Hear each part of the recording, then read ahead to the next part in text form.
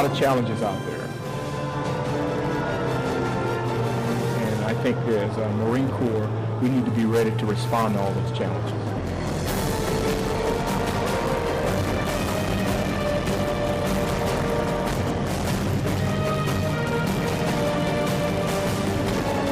We're training now for contingencies or whatever may confront this nation in the future.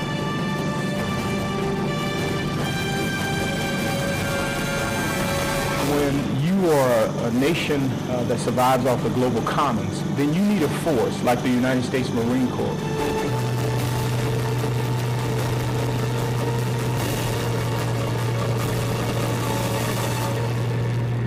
The United States Marine Corps stands ready. Welcome back to Red Beach here at Camp Pendleton, California. I'm Lieutenant Chris Harper. We're here with live coverage of Exercise Steel Night.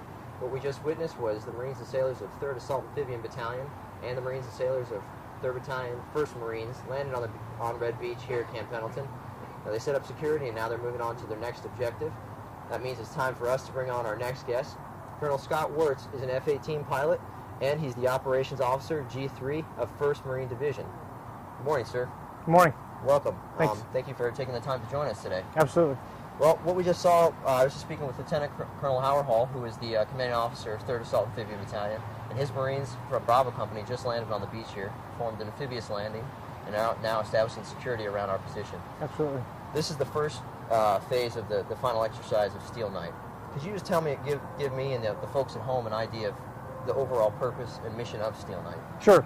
Purpose basically is to get back to our core roots of combined arms, amphibious operations, the ability to move from sea to objectives, sea to shore. The Commandant has directed that the Marines get back to our core capabilities, core tasks. So General Bailey last June, directed that we do a fall exercise, a winter exercise really. So we gave him several options, one of which was to do an exercise just on Camp Pendleton, one of which was to do one at 29 Palms. One course of action, or COA as we call it, was to do both at the same time. We did state that that'd be more difficult, involve more people, and more communications. But the general directed, yeah, that's what we want to do. So we had some real smart planners, led by Major Tom Kish, to get together all these different commands, multiple types of units, units outside 1st Marine Division to include the Logistics Regiment, the Air Wing, the Navy, Assault Craft Unit 5, Assault Craft Unit 1, the Beachmasters, even the Air Force is participating in this exercise. And so we're going to do both at the same time. Today's D-Day.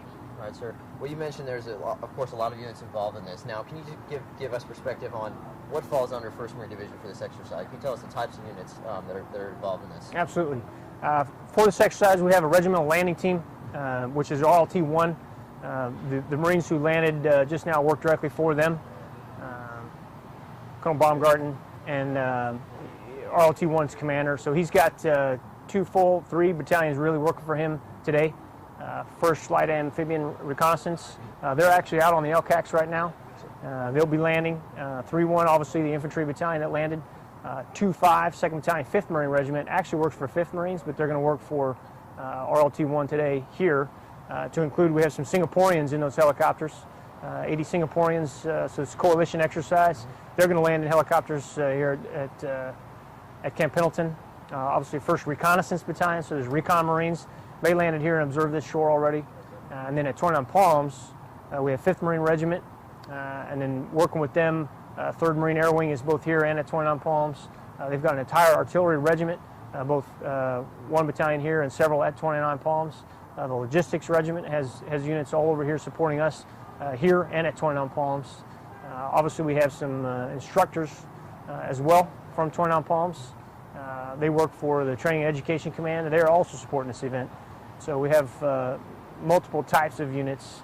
As a matter of fact, what's called Anglico, the Air Naval Gunfire Liaison Company, they're working with the Singaporeans. Right. So they're here as well. So we have multiple units that don't necessarily always work for 1st MARDIV, but are doing so in this exercise. Sounds like a lot of planning and cross-coordination that has to go on there, sir. Could you just tell me a little bit about, interesting, you mentioned 1st Reconnaissance Battalion. Now, a lot of people don't know this, but there's a lot of planning preparation that actually goes into, and a lot of work needs to be done before Marines actually hit the beach. Can you tell me what Absolutely. First Recon kind of does to set the conditions for third tracks to land like we just saw them do? Yeah, absolutely. In this case, they're here. They're also at 29 Palms. So Recon has the ability to insert clandestine insert, so the enemy doesn't know they're there, and that's obviously a goal. Here they landed Saturday night. So a couple days ago they actually landed in darkness, did a reconnaissance of this area. There's still reconnaissance Marines going to be airdropped into the hills to the east of us today. So those recon Marines, their job is to get in there. Nobody should be able to see them, and then they report back to us. In this case, on the ships that we would be on, and tell us what the situation looks like. So they're basically the eyes on the ground for the Marines who are about to come ashore. Absolutely. All right, sir. Yeah. Now, in addition to that, I understand they also provide like a forward observer capability for artillery and aircraft Absolutely. coming in to do close air support missions. Absolutely. And by forward observer, for the people at home, meaning basically the eyes and ears on the ground, to let the Marines and the artillery and the pilots such as yourself know what they're coming into. Can you talk about that a little bit as well, sir? Yeah, absolutely. I've flown in direct support of multiple types of Marines. Talking reconnaissance Marines do a great job. Skilled Marines that can move ashore somewhere, they can move inland without being seen. Once they're ashore, they'll establish communications back to us on ships or to aircraft. If they see an enemy position, they'll call in the coordinates of that enemy, and we can airstrike, or ships' missiles can hit those targets. All right, so let's bring it back to where we are. As you can see, take a look at the monitor here. Folks at home can see these are Marines from 3rd Battalion, 1st Marine Regiment.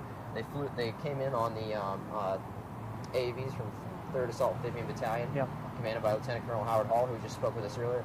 Right now, it looks like they set up some kind of perimeter security. Can you tell them what is the next step for these Marines today? What is the next thing they're going to be doing? Next step, they'd move inland. We have notional enemy all over this base, so they would just need to continue to push inland. We have key terrain, key objectives that they'll seize. They have objectives such as road intersections. There's going to be other Marines push past them as well. You can hear the LCACs behind us. They'll be coming in, bringing in 1st Light Armor Reconnaissance Battalion.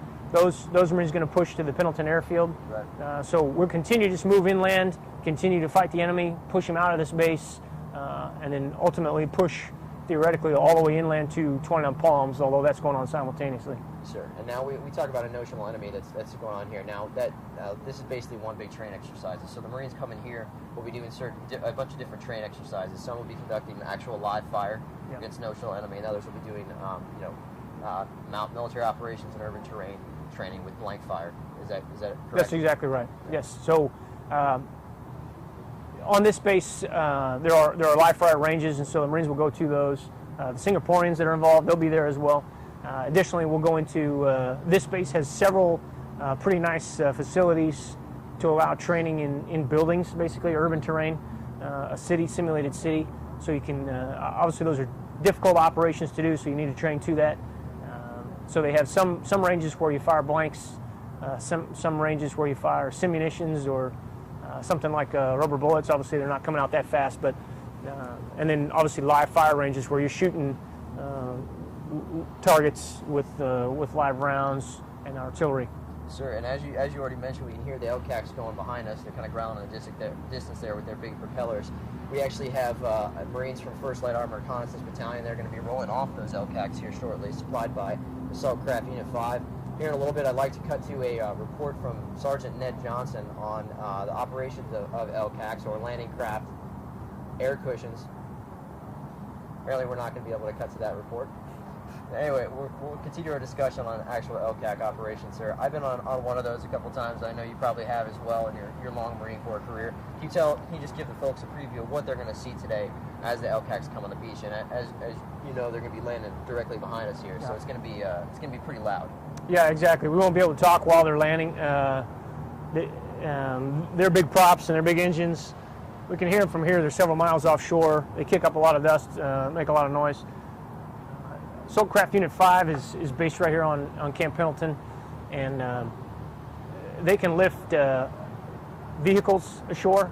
So not just infantry, but they will do that. They will lift. They can lift almost anything, really. And speaking with Lieutenant Colonel Hall earlier, I understand they bring another set of amphibious capabilities to the table for the Marine Corps. Absolutely. And their lift capabilities are different from AAVs in that they can carry a little bit more crew and personnel and equipment. I understand they can carry a tank on that, right, on the LCACs. Absolutely. What are we going to see them carrying today? Well, they're supposed to be carrying First Light Armored Reconnaissance Battalion, which is called the LAVs, Light Armored Vehicles. So it's a wheeled vehicle with a gun on it. They're also going to be carrying ashore the 1st Marine Regimental Headquarters. They'll come ashore.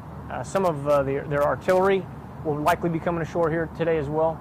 They can load all that onto those LCACs, simulating obviously coming from a ship and bringing it ashore. So they can carry that heavier equipment. Obviously, these smaller AAV couldn't carry artillery, couldn't carry heavy weapons, couldn't carry a truck. So all those things got to come ashore with LCACs, with ACU-5. I know I'm excited to see that, and I'm sure your viewers at home are as well. And right now I'd like to go ahead and cut to a package by Sergeant Ned Johnson. He spent a little time over at Assault Craft Unit 5 talking to a craft master over there, and here is a package on LCAC capabilities. All right, and then we're going to a package. What is with... Since the first amphibious assault landing in 1776, Marines have needed an expedient way to get from ship to shore and in the fight. Today, the sailors of Assault Craft Unit 5 use the landing craft air cushion called an LCAC to get Marines to shore. The LCAC is a hovercraft that can carry as much weight as a battle tank at a top speed of 50 knots or a little more than 40 miles per hour. These science fiction-like machines are more than 20 years old, but Chief Petty Officer Sean Turner tells us how the hovercraft helps Marines successfully complete an amphibious assault.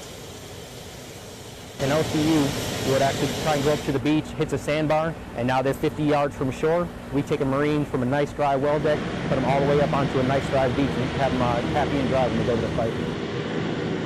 Sailors of ACU-5 will be bringing the Marines of 1st Light Armored Reconnaissance Battalion ashore as a part of Exercise Steel Night 2013.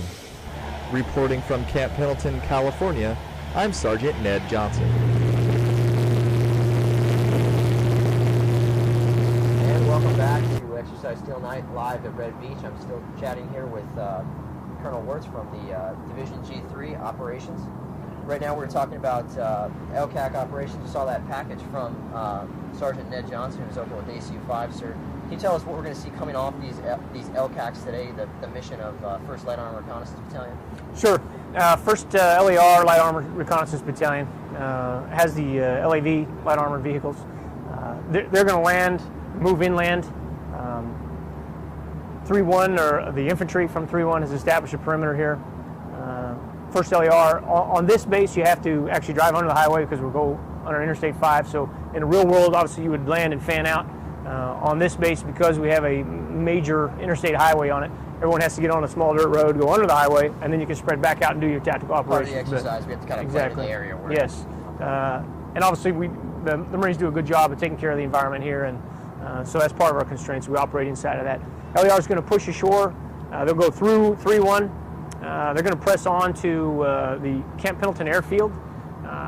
In the real world, you'd want to seize an airfield so you can land follow-on forces. And that's exactly what they're going to do. They're going to go do their maneuvers around, seize that airfield, and then they'll report back to us at 1st Marine Division that is accomplished. Once that's done, obviously we could land follow-on forces via helicopter, even aircraft could come from other nations, other bases to come in. So it's seizing that key objective of the airfield is LAR's job here today. Okay, that sounds good, sir, and I know we're going to see that here shortly. Right now you see a Marine posted security on the beach in anticipation of follow-on forces. So Marines from 3rd Assault Amphibian Battalion and 3rd Battalion 1st Marines have secured the beachhead. And as you can see in our background, sir, if you take a look back with me, it appears LCACs from ACU-5 are actually coming on the beach here within the next minute or so. It's going to be very hard for us to actually have a conversation once that happens, so I want to give the viewers at home a little bit of idea of what they're going to see. They're going to be pulling up on the beach directly behind us, and as they come in, they're actually going to be floating above the water. I understand they get as high as 4 feet off the water when they're hovering, because they are hovercraft. Yeah, absolutely. Once they come in, the actual cushion will deflate, and then there will be a ramp on the front of the ship that actually, or craft rather, that will actually will go down, and then the Marines and their light armored vehicles will roll out and move on to their objective. Does that sound about right, sir? Absolutely. Yeah, that's the plan. Okay. Assuming everything works. We'll see how that works. As you can see, this is a live shot here at Red Beach. We're looking at our monitor here, and I know you can see it at home. This is a LCAC landing craft air cushion hovercraft coming in from ACU 5. That's Assault Craft Unit 5. As you can see, these are Marines. So right now, those are reporters, Marines and sailors from our unit, along with media from the local area, filming these LCACs coming in. These things are moving pretty fast. They're going upwards of 30 knots in the water. As they're coming into the beach, they'll slow down a little bit. I'm going to keep talking. Hopefully people at home can still hear me over this. You see the first wave of LCACs about to hit the beach. We're going to switch to live shot, take a break from the commentary, and just let you watch the LCACs as they come in.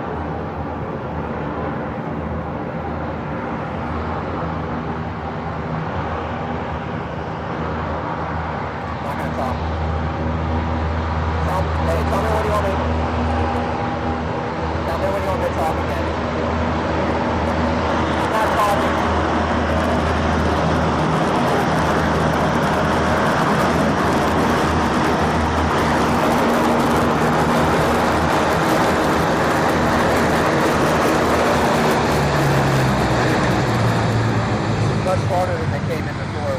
We're out here for rehearsal, and then we came up to here. Alright, so folks, if you can still hear me over this noise, we had our first LCAC just land on the beach.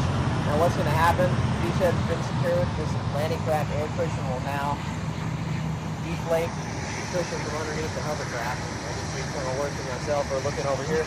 Seeing that first LCAC come in. You have to apologize for us being distracted. You don't see this kind of thing every day, and it never gets old.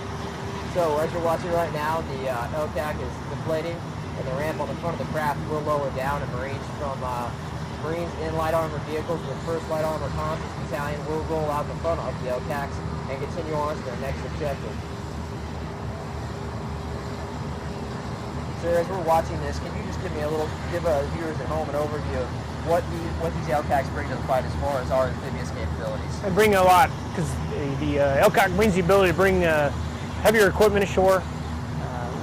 The only other option, if you're not already on land somewhere, is Air Force heavy lift with an airfield somewhere. So, or a port, if we had a port. But if you don't have a port and you don't have an airfield, you've got to get your equipment ashore somehow. And that's exactly what they'll do for us. This provides us a high degree of mobility from the sea. I know not as much as AAVs, but if I recall correctly, these LCACs, like the ones featured from ACU 5, give us access to about 70% of the world's shoreline. Absolutely. And that's a big part, especially now that we're shifting our focus to our partnering with our Pacific allies. Absolutely. So while we're watching this LCAC comparative to have LAVs roll off of it, we might get cut off here by the next one coming to land. You just talked about the partnering going on with our Pacific allies, the Singaporean Guard. Yeah, absolutely. In this exercise, we frequently bring to Camp Pendleton and partner with 1st Marine Division. Singaporean forces come every year. We have partners with Japanese and military partnerships with Australia and New Zealand as well. In this case, there was an exercise scheduled for the fall with the Singaporeans, and we decided to just wrap that up into this exercise. So we have 80 infantry from Singapore, very skilled, smart, talented soldiers. Will be working directly with us, working with 2-5. And sir, I hate to cut you off here. We'll get more on the Singaporean Guard here in a little bit. We have a couple of reports coming from Sergeant Alfred Lopez and Michael Cifuentes. Right now, it looks like our next group of LCACs are coming in, so we're going to take a turn to watch that because they're not going to be able to hear us anyway. Okay, here they come. Sounds good.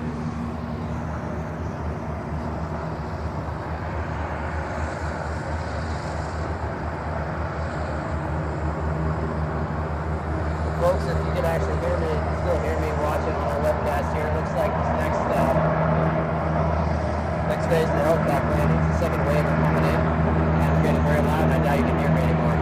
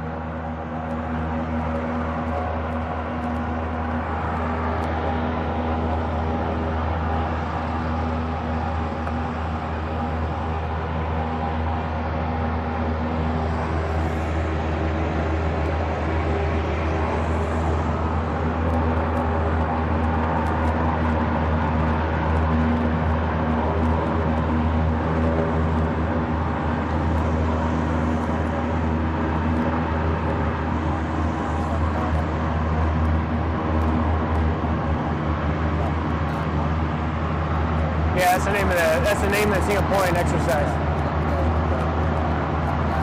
Okay. He's talking? All right.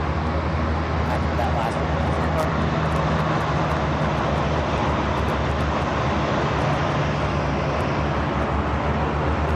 Gotta check on the general real quick.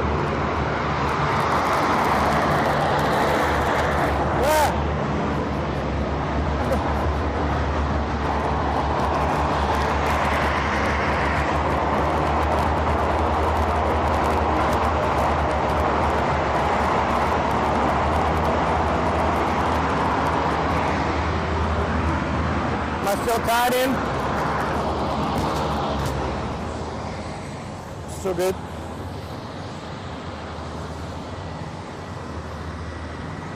Alright, and it looks like the second wave of LCACs have now landed on the shore. After all that noise, then we got a third wave coming in shortly after that, so I fully expect to be cut off again. And sir, we were just talking about exercise Valiant Mark. I know 2nd Battalion 5th Marines is out there working with the Singing Hornets right now. Can you tell me a little bit about the kind of training they're doing? Yeah, the Singaporeans are going to do some combined arms training. Obviously, they're getting a helicopter assault today, as they will be landing with helicopters. All right, so we'll pick back up after this next glove pack comes in. I apologize about the interruption.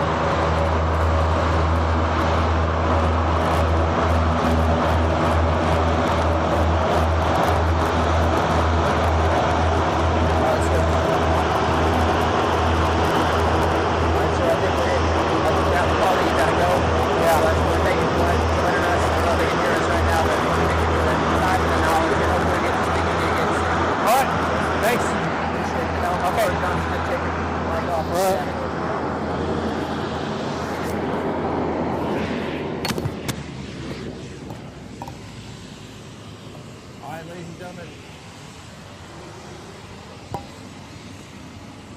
Ladies and gentlemen, right now we are looking at the last of the LCACs that are landing on Red Beach here at Camp Pendleton, California. We're going to cut over to some footage of the LCACs. We're going to head over to some footage of the LCACs here shortly. We'll return shortly with live coverage of Exercise Steel Night.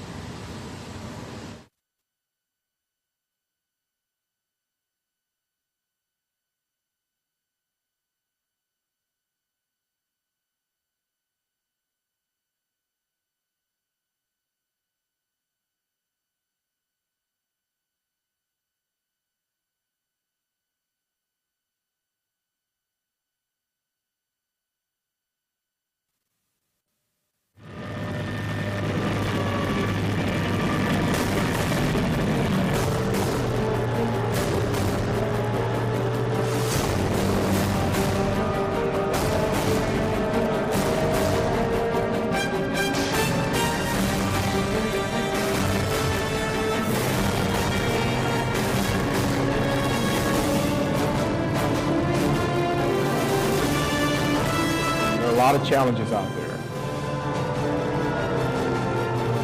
And I think as a Marine Corps, we need to be ready to respond to all those challenges.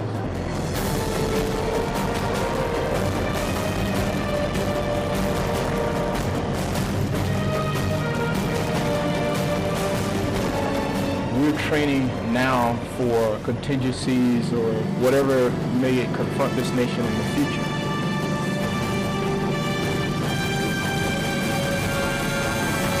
When you are a nation that survives off the global commons, then you need a force like the United States Marine Corps.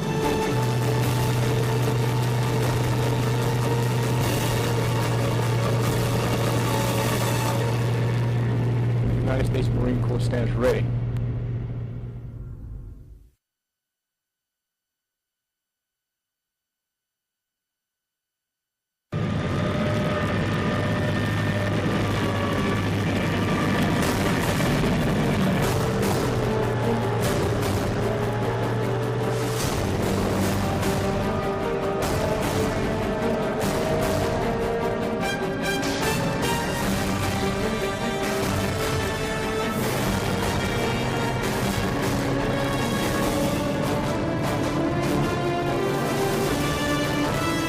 a lot of challenges out there. And I think as a Marine Corps, we need to be ready to respond to all those challenges.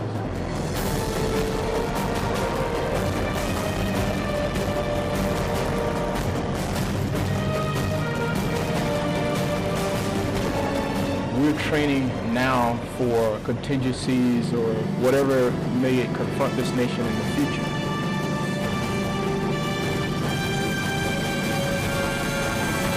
When you are a nation that survives off the global commons, then you need a force like the United States Marine Corps.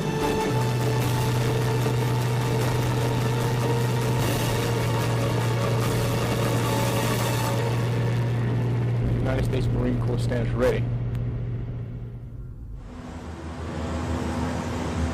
And welcome back to Exercise Steel Night.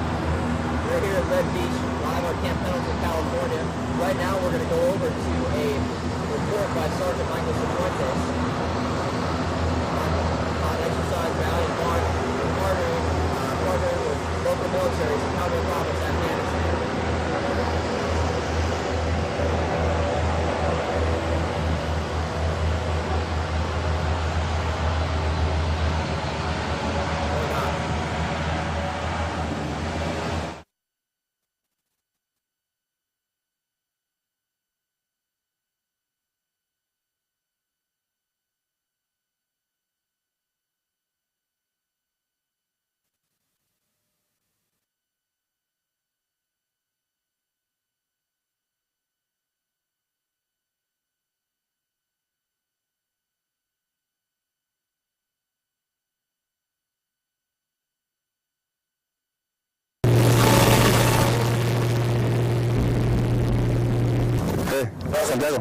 Marines who recently returned from a deployment to Afghanistan witnessed firsthand how important the role of building rapport with host nation security forces is. First Lieutenant Richard Marcantonio served as an advisor to the Afghan Army during a 7-month tour in northern Helmand Province. He said the battalion's success with the Afghan forces stems from the individual relationships between the Marines and the Afghans. Our relationships with foreign militaries is what keeps them strong, keeps us strong, and keeps us liked around the world and keeps us supported. And if they infringe upon that, especially with the local populace when they go and visit these ports or are working with foreign military, it hurts us. Advising not only helps the host nation with the means to provide security on their own, but frees Marines to delve into their own operations. Just think of it as force multipliers. Really, is you know, if you can employ a single Marine advisor team of 20 Marines and sailors, they can effectively advise a 500-man police force or even larger Afghan Army Kandak. You really freed resources to go elsewhere in the fight. Although certain Marines serve the billet as advisor, building bonds and strengthening our military allies is a job for every Marine. Everyone's going to interact. Every Marine on a MU, every Marine who's going to be working for foreign militaries, everyone who, I mean, that's what we do now, or it's what we've always done, and that's something we're going back to focus on now, is working with foreign militaries, because that's how we are strong, and how we save ourselves from getting into large-scale warfare is by building strong, helping to aid stronger foreign militaries. The stronger they are, the less aid that they're going to need if they go to war. 2nd Battalion, 5th Marines are currently advising and training alongside Singaporean Guardsmen as part of Exercise Valiant Mark. Reporting from Camp Pendleton, California, I'm Marine Sergeant Michael Cifuentes. And welcome back to Exercise Steel Night, live at Red Beach here at Camp Pendleton, California. I'm Lieutenant Chris Harper. Continuing with our coverage, LCACs are continuing to deliver Marines with 1st Light Armor Reconnaissance Battalion, as you can hear and see on the beach behind me. That means it's time to welcome our next guest to the webcast. He's an infantry officer who is deployed in support of Operation Iraqi Freedom and Operation Enduring Freedom, and likely a very proud Texas A&M Aggie fan after the Heisman Trophy ceremony this weekend. Lieutenant Colonel Brad Tippett is the commanding officer of 3rd Battalion, 1st Marines. Good morning, sir. Welcome to the webcast. Good morning. Thanks for having me out. Thank you for hopping here after I know you just literally got out of the water. Yep. Can you go ahead and tell the folks at home a little bit about what your battalion is doing today? Well, 3-1's a part of the battalion landing team for this exercise. We were the ones conducting the initial amphibious assault. You saw the AAVs, the amphibious assault vehicles come across. And our mission initially in this part of this exercise is to secure that initial lodgement to allow the introduction of follow-on forces, the first of which is seeing outcome behind us on the LTAC. We'll just pause for a second, sir, while the LPACs go by here because they can't really hear what's going on. While we're doing that, sir, fix your let's fix this.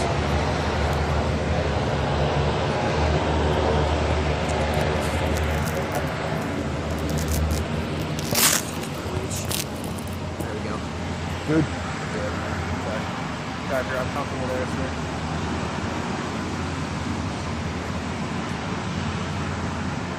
All right, sir, looks like we're back up here. The almost second to last LTAC has landed. We were talking about what your battalion was doing. Can you tell the folks at home a little bit about what you were doing during this initial amphibious landing, where you were on the tracks out there? Yeah, absolutely. You know, if you could tell from the broadcast, and I don't know what you guys were covering, but you know, we came across in 4 waves. The initial waves, the first 3 were my line companies, India, Kilo, and Lima. Those guys securing the initial beachhead. I was conducting command and control in conjunction with the amphibious assault company commander of those forces coming ashore. And the piece that we're working through is that piece coming across and the communication back to what we're simulating our shipboard communications and tracking that progress ashore and then communicating not only our movement but also the fire support coordination that continues to go on as we're coming ashore. And after speaking with Lieutenant Colonel Hall, the command officer of 3rd Tracks, he explained to me and the viewers at home that in fact, as the ground force commander, you were in charge of this amphibious landing, and he's there in support of you. Yeah, that's right. You know, we had Captain John Kim supporting us from Bravo Company, 3rd Tracks. Those guys, you know, they provide us that support, but fall in as part of the team, but provide us that expertise, you know, to do those types of things. You know, while we're certainly more than passengers out there in the water, we certainly default to them, not only in the navigation and the other pieces. All right, sir. Well, we're going to stop discussion briefly. We're going to actually cut to a report. Report to a report by Sergeant Alfred Lopez discussing the exercise Valiant Mark running concurrently with exercise Steel Night. Report to the 2nd Battalion, 5th Marines, doing with the 3rd Singaporean Guard.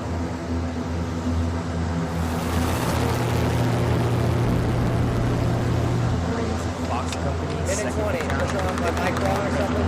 fired off the first round of training with guardsmen of 3rd Battalion Singapore Guards during exercise Valiant Mark. Let's go!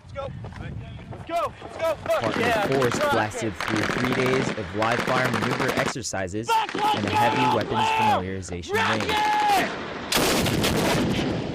We're doing a variety of basic infantry skills, starting out with squad attacks and then moving on to platoon attacks.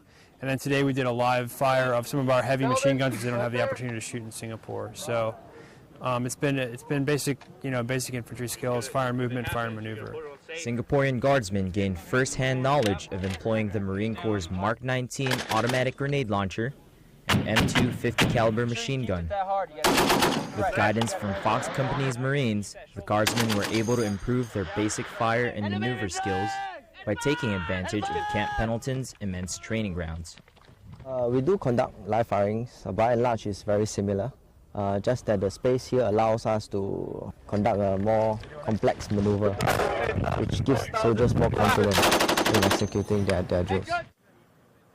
Valiant Mark's final exercise, which will coincide with exercise Steel Night, will test the skills practiced today by the Marines and Guardsmen, as well as their professional relationship. Reporting from Camp Pendleton, California, I'm Sergeant Alfred Lopez. And welcome back to our live webcast of Exercise Steel Night here on Red Beach at Camp Pendleton, California. You saw the last of the landing craft air cushions land on the shoreline behind me. We also just saw a report from Sergeant Alfred Lopez on Exercise Valiant Mark being conducted with 2nd Battalion, 5th Marines, and the 3rd Singaporean Guard. I'd like to get back to our discussion with Lieutenant Colonel Brad Tippett here, talking about partnering with our Pacific allies. Sir, I understand that your unit is going to be preparing for to go on a UDP or a deployment program over to Okinawa in the fall. Yeah, that's correct. As you know, the Marine Corps kind of took a pause from deploying infantry battalions in support of the UDP program a few years back, so that we could meet the requirements for OIF and OEF. We've resumed that, and 1st Marine Division will send its first infantry battalion back into that rotation with 3-1 in the fall of 2013. Now, what are the kind of things that you expect to be doing while you're on this deployment with your battalion, as far as partnering with your Pacific allies? Yeah, I think the twofold mission. The partnering comes for those things that we're expecting to do. Some bilateral development with countries that are out there, training with small units, and also training their staffs and their command and control capabilities to be able to develop those skills. But it's also an opportunity for us to be able to prepare for those contingencies and crises, which we have plans in place for.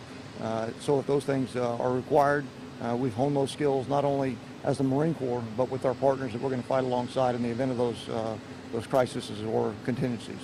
And so this seems like a natural progression. I mean, we've always conducted partner training with our allies, and we certainly have stepped that up a lot in Afghanistan and in support of Operation Enduring Freedom over the last few years. We saw a report from Sergeant Michael Cifuentes covering some of the embedded police mentor teams down in Kanesha District and Helmand Province. And do you think this is just a natural progression for the Marine Corps to continue to partner and build these relationships with our allies in the Pacific?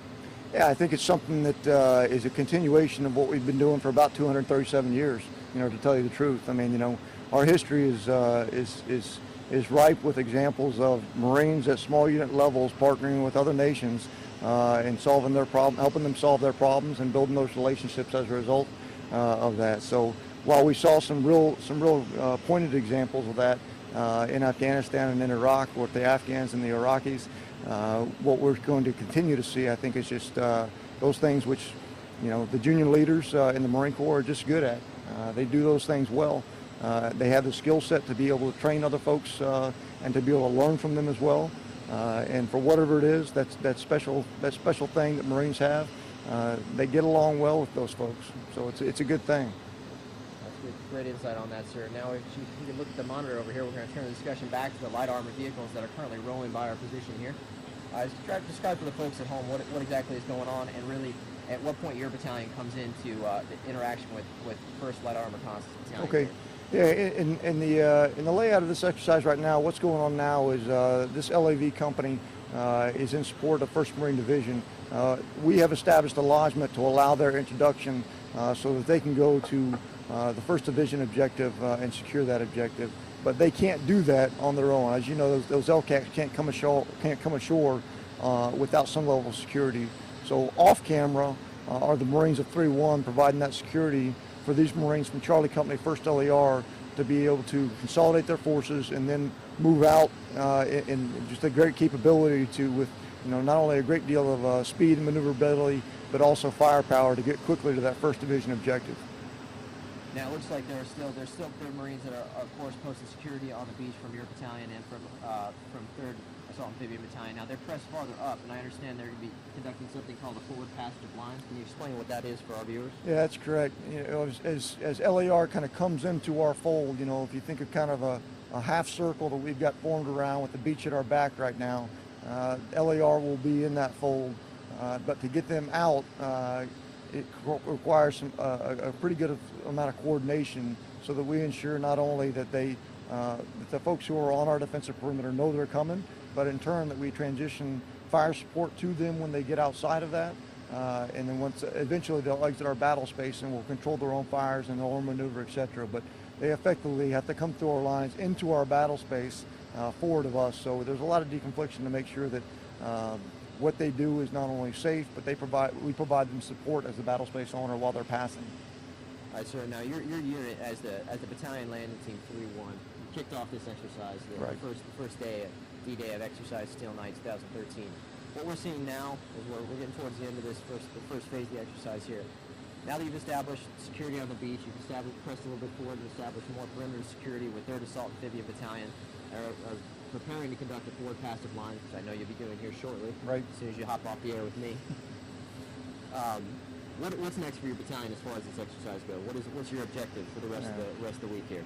Yeah, we've got a series of objectives in support of maintaining 2 big pieces: the ability for 1st Marine Division to be able to maintain security and operation of the airfield, which in this exercise is a key objective.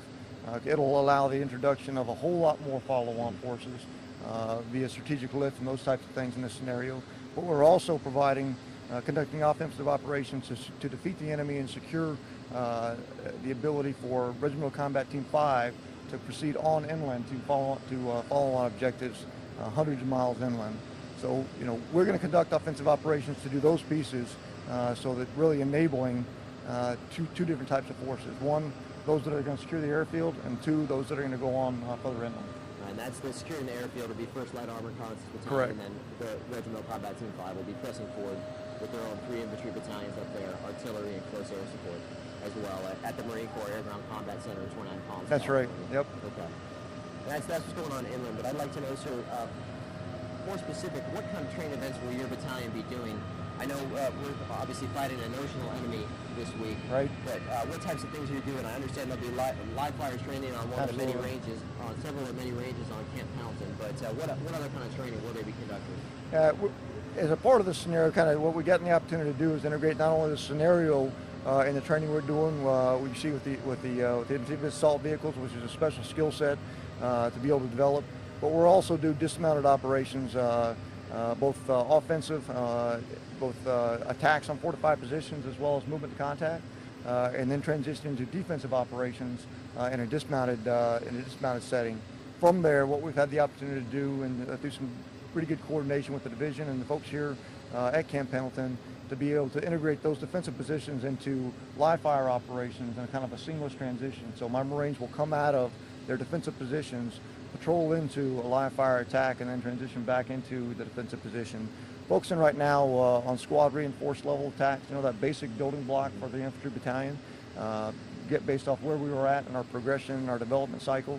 And then I've also got my combined anti-armor teams doing training in my Scout Sniper platoon in support of those exercises, the non-live fire portion, and then doing live fire precision shooting skills as we go along. And sir, you said that we're in the kind of squad reinforced stage right now, doing live fire training, doing defense positions, cooperating with live fire training, certainly military operations in urban terrain, training with the various mount towns that we have across Camp Pendleton. What is this leading to? What progress? Where is this progress going to go as you prepare for your UDP in the fall?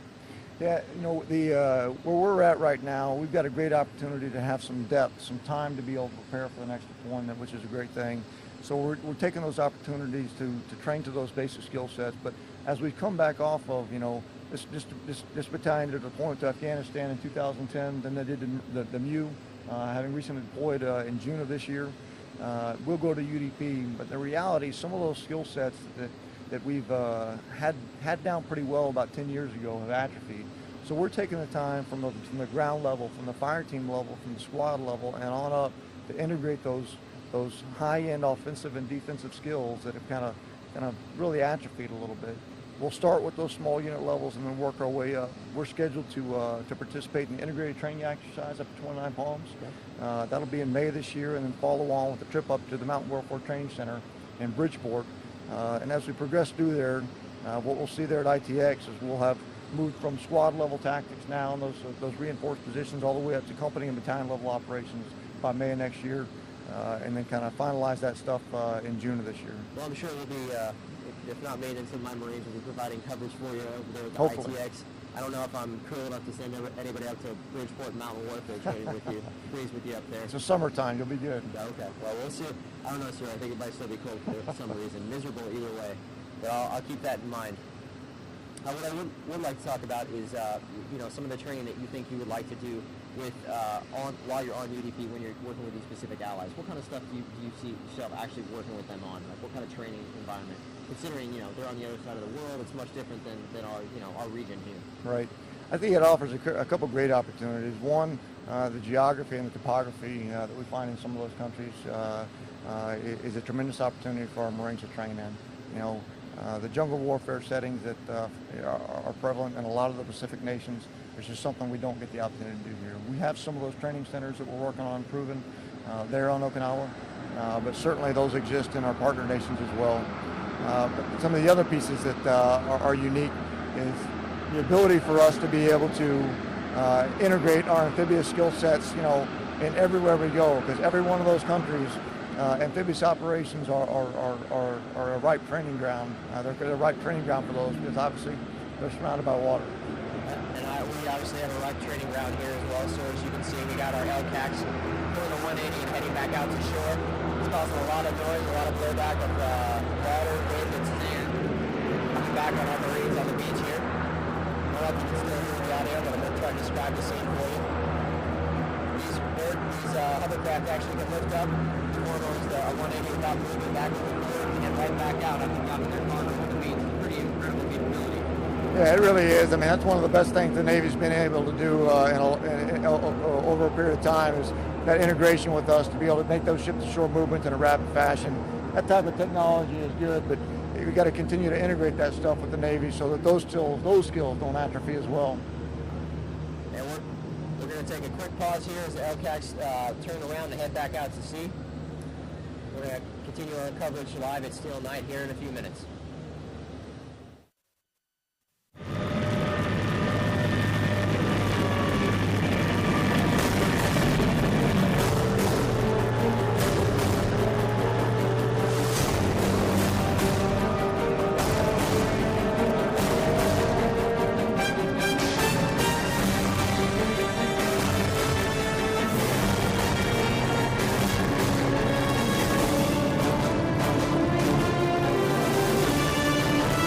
A lot of challenges out there,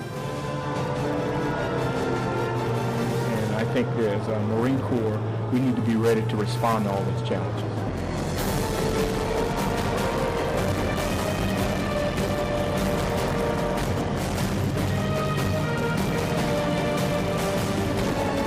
We're training now for contingencies or whatever may confront this nation in the future.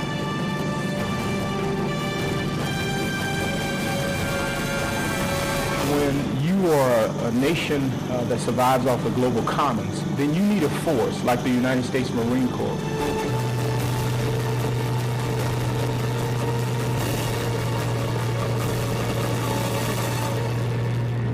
The United States Marine Corps stands ready.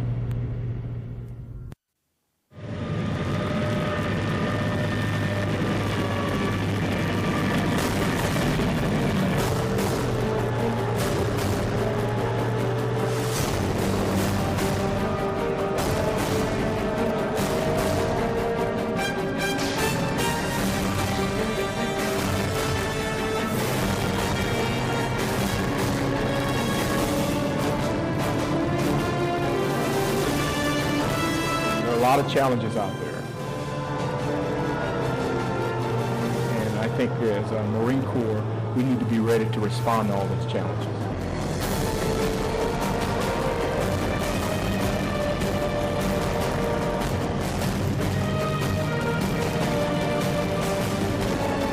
We're training now for contingencies or whatever may confront this nation in the future.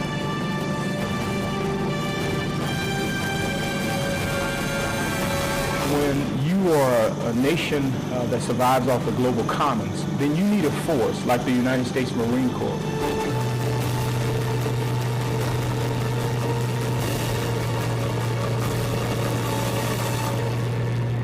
The United States Marine Corps stands ready.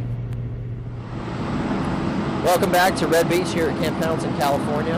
Again, I'm Lieutenant Chris Harper. I'm sitting here with Lieutenant Colonel Brad Tippett, Commanding Officer of 3rd Battalion, 1st Marines, better known as Battalion Landing Team 3-1, today on Red Beach. As you can hear it in the background behind me here, still LCACs getting ready to move back out into the water. Right now I'd like to continue my discussion with Lieutenant Colonel Tippett, talking about, really the changes in the Marine Corps' focus coming off of, as we draw down from Operation Enduring Freedom in Afghanistan. We really shifted our focus into the security force assistant model there in Afghanistan, sir. Mentoring the Afghan police, mentoring the army, helping them with mentoring their government as well. Right.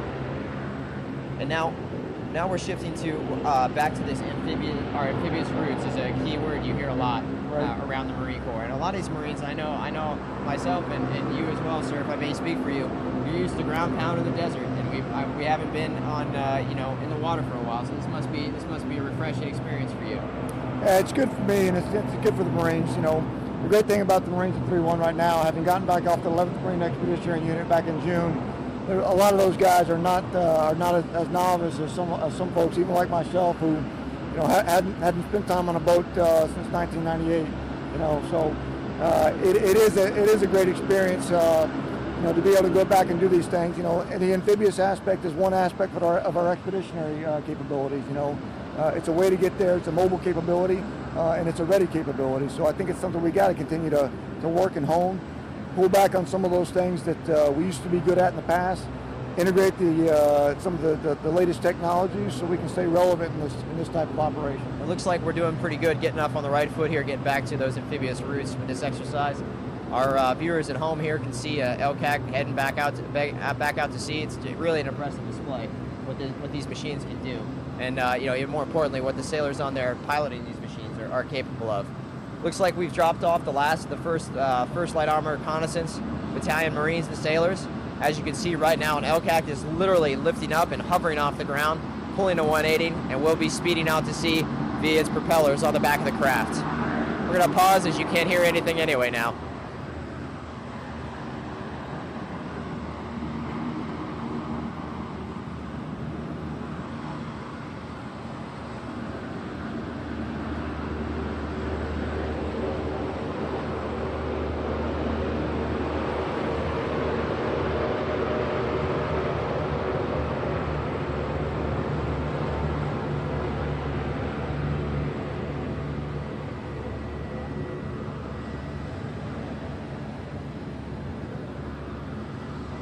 All right, looks like the second to last LCAC is heading back out to sea, and you hear that roar behind me.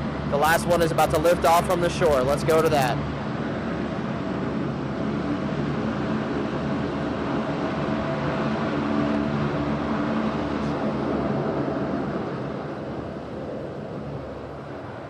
Ladies and gentlemen, on your screen right now, you see the final LCAC moving back out to shore, going back out to that notional amphibious shipping.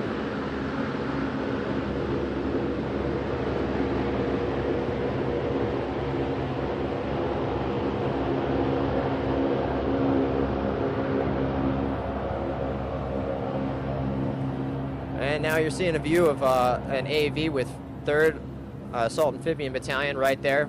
You see the last LCAC heading back out to shore. The LCACs are, of course, supplied by our Navy brethren over there at Assault Craft Unit 5. And sir, just to just kind of wrap this up for folks, can you give me a little bit of perspective on the overall exercise Steel Knight, what that means, not only to you and as you command 3-1 for the near future, but kind of the Marine Corps overall and our shift to focus specific.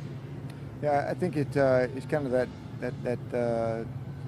hallmark, if you will, of a shift from, you know, what we've been doing in support of counterinsurgency operations for really the past decade plus, to, you know, getting our Marines both mentally and physically shifted in their capabilities back to be able to support operations in the Pacific, but as well as to be that global crisis response force. You know, those type of skills are not gained easily. But the one thing that we have, you know, at our advantage is those junior leaders who are a part of 3-1 and a part of the Marine Corps at large, regardless of whether it's old or whether it's new. Those guys are the common denominator, and they'll be the ones who will carry the day and generate success. What's really incredible to me, and hopefully the people at home can get a good perspective on exactly how much work goes into this. As we saw amphibious vehicles coming in. Your own battalion of infantrymen are coming off the shore, sir. Right now, you can hear it. We've got support and assault aircraft flying overhead. So this is really an effort by all elements of the Marine Air Ground Task Force. Yeah, it is. I mean, you know, the MAGTF is a unique capability that, you know, combines those aspects, combines the aviation, combines the air, combines the aviation, the ground, the logistics, all those pieces into kind of one synthesized whole, and delivers it in the right size package that's required for whatever mission it may be. If it's large scale operations, we can do that with the MEF. If it's small scale, we can do that with a MU or special MAGTF. But those principles all apply, and it's unique to what the Marine Corps can deliver. Well, as you look forward to with your battalion, is there anything that you'd like your Marines and sailors to keep in mind, or anything you'd like to say to them, and speaking to their families now? Yeah, I'm hopeful that not a lot of my Marines are watching this right now, because we've had some issues associated with bringing out personal devices out the field. However, hopefully more than a couple of families, both immediate and extended, current and past, and 3-1 are getting a chance to watch this based off of some of the information we put out. And I think I'll just like to reemphasize first that, you know, this is what we do, and this is what we train to do, and the Marines are good at this.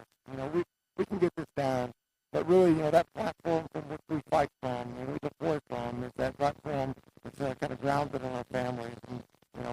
said it every time I get an opportunity to talk to my families. They really do provide that platform from which we fight from, and I'm appreciative for it. So to you all who may be out there listening, thanks from Brahma 6. All right, sir. Well, I think that's, taking up enough of your time today. I want to thank you for your expertise, your knowledge, and your time that you shared with us today. And if there's anything else you'd like to add on this? No, thanks for having me out. All right, sir. All right, I'm going to get back to it. All right.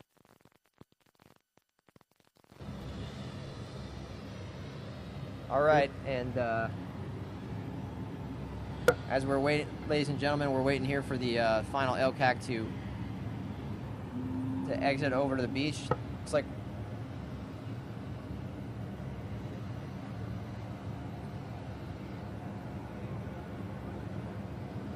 ladies and gentlemen, we'll be right back with more coverage from Exercise Steel Night here at Red Beach aboard Camp Pendleton, California.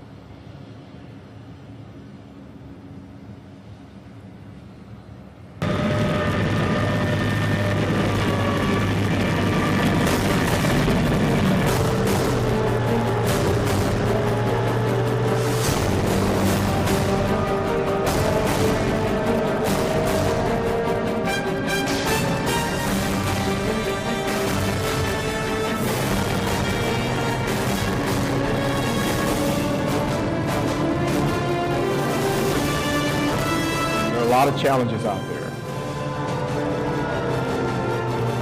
and I think as a Marine Corps, we need to be ready to respond to all those challenges.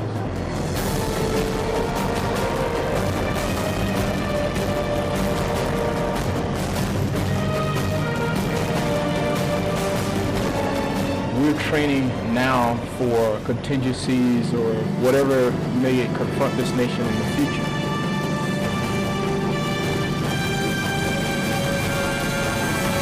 When you are a nation that survives off the global commons, then you need a force like the United States Marine Corps.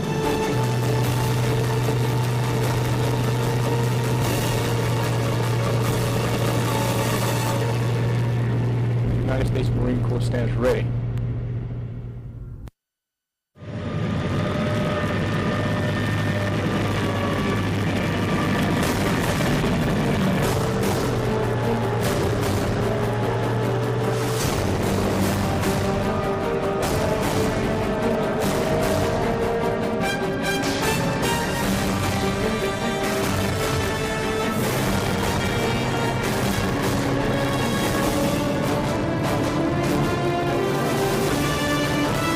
A lot of challenges out there, and I think as a Marine Corps, we need to be ready to respond to all those challenges.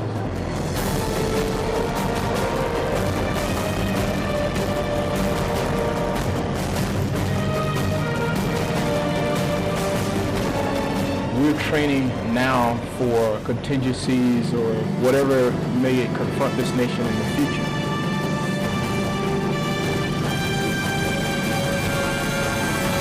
When you are a nation that survives off the global commons, then you need a force like the United States Marine Corps.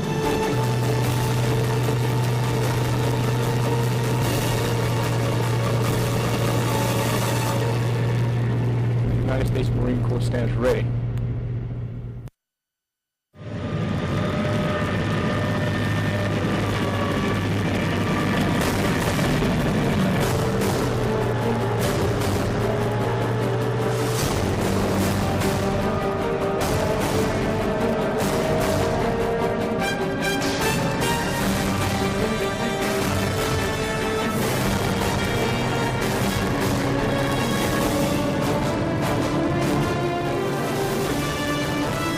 A lot of challenges out there, and I think as a Marine Corps, we need to be ready to respond to all those challenges.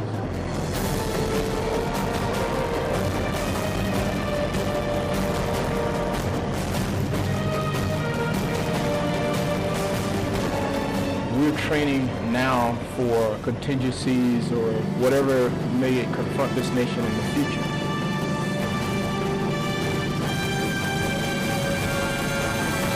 When you are a nation that survives off the global commons, then you need a force like the United States Marine Corps.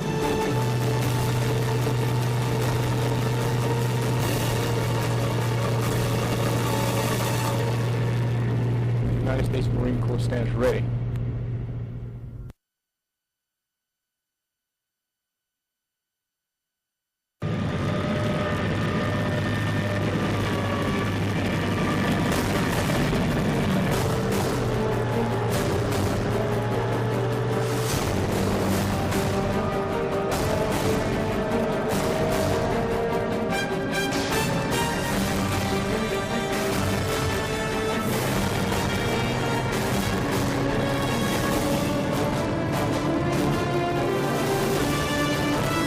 A lot of challenges out there,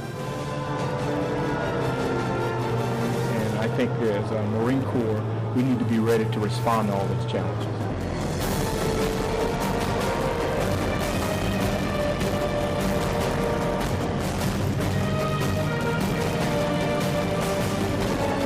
We're training now for contingencies or whatever may confront this nation in the future.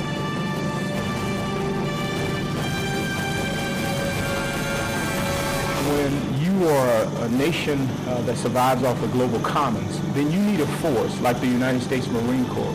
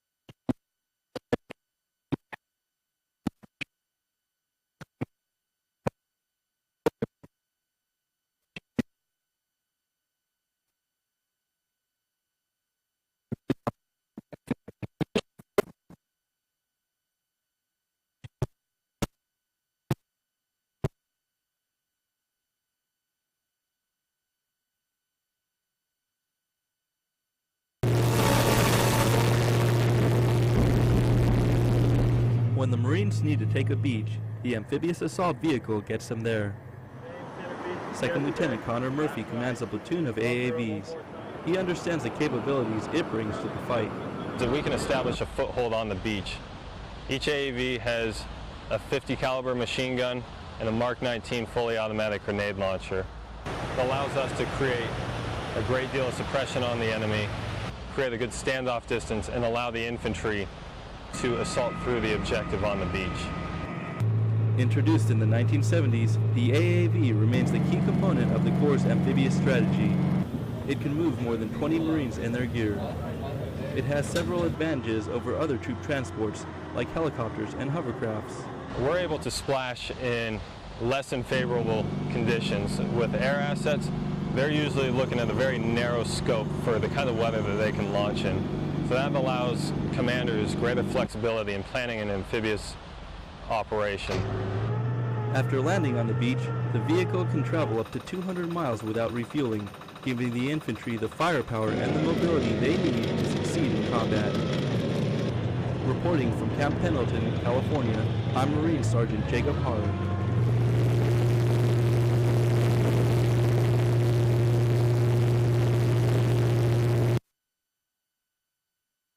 Ladies and gentlemen, welcome back to Exercise Steel Night 2013. Still Lieutenant Harper reporting to you live from Red Beach here at Camp Pendleton, California. We're getting ready to wrap things up here at Red Beach. And I just want to remind you that Steel Night is a combined arms exercise featuring Marines and sailors from all elements of the Marine Air Ground Task Force, or MAGTF. This amphibious landing that you saw today was the kick-started Exercise Steel Night. We'll be continuing training events throughout the rest of the week here at Camp Pendleton and aboard the Marine Corps Air Ground Combat Center in 29 Palms, California.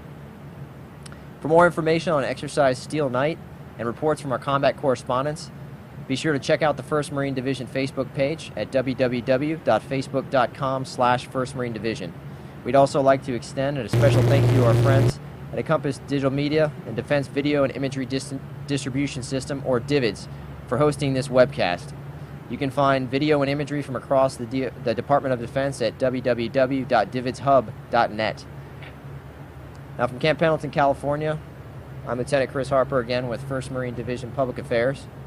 Thank you for tuning this morning, and hopefully we'll see you again soon.